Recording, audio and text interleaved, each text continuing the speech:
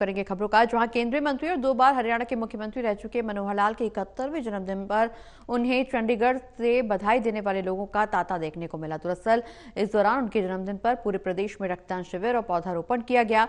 शाम को पानीपत से मनोहर लाल ने खुद सांसद खेल प्रतियोगिता का शुभारंभ किया। इसका समापन करनाल में होगा।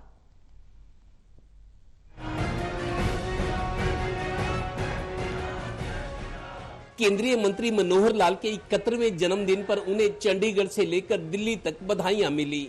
5 मई 1954 को जन्मे मनोहर लाल का सफल जीवन हर किसी को प्रेरणा दे सकता है। सोमवार को मनोहर लाल के जन्मदिन पर पूरे प्रदेश में ब्लड डोनेशन कैंप लगाए गए।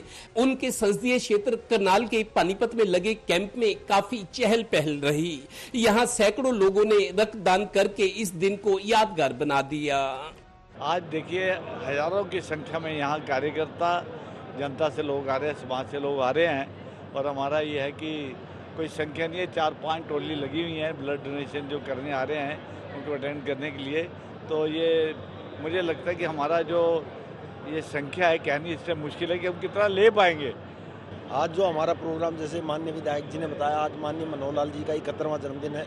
मैं इस मंच के माध्यम से उनको जन्मदिन की हार्दिक शुभकामनाएं देना चाहता हूं। और उनकी एक मंशा थी, एक साधुवाद है कि भाई लोगों का भला हो, तो उसके लिए सुबह एनवायरनमेंट के लिए माननीय मनोहर लाल जी का मनोहर पार्क है, उसमें प्लांटेशन की।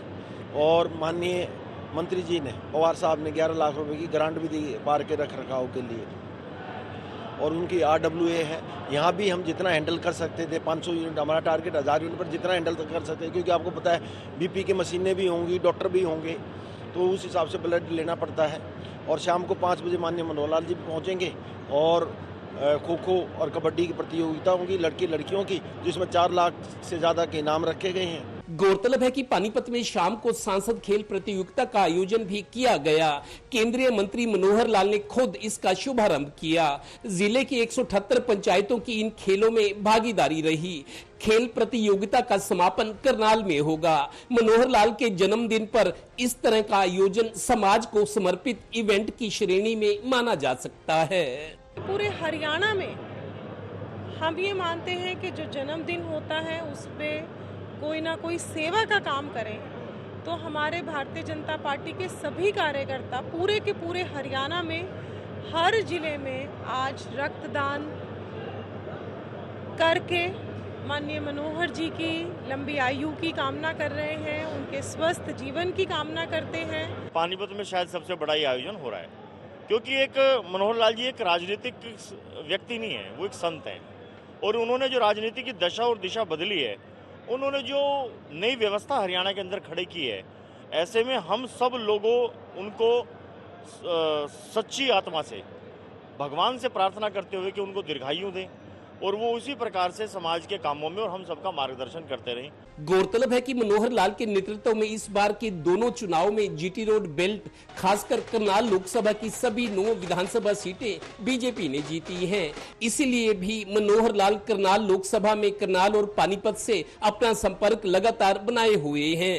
तो उस वक्त ये नहीं देखा जाता, ब्लड बैंक से जब ब्लड लिया जाता है, ये किसका खून है, ना हिंदू ना मुसलमान या कोई भी जाति या कोई वो नहीं देखा जाता। उस वक्त तो जो ज़रूरत होती है उसी से। और यहाँ जो आज ब्लड डोनेशन कैंप हो रहा है, यहाँ जितने भी डोनर आए हुए हैं, इनको कुछ नहीं पता, ये तो ब्लड डोनेट करके जा रहे हैं, किसी की लाइफ बचा रहे हैं। ये कहते हैं ना, रक्त के ऊपर लिखा नहीं होता कि किसका रक्त है। एक तो जातिवाद नहीं होता इसमें, बिल्कुल सब मिलकर रहने वाली एक भावना आती है और त्याग भावना बढ़ती है।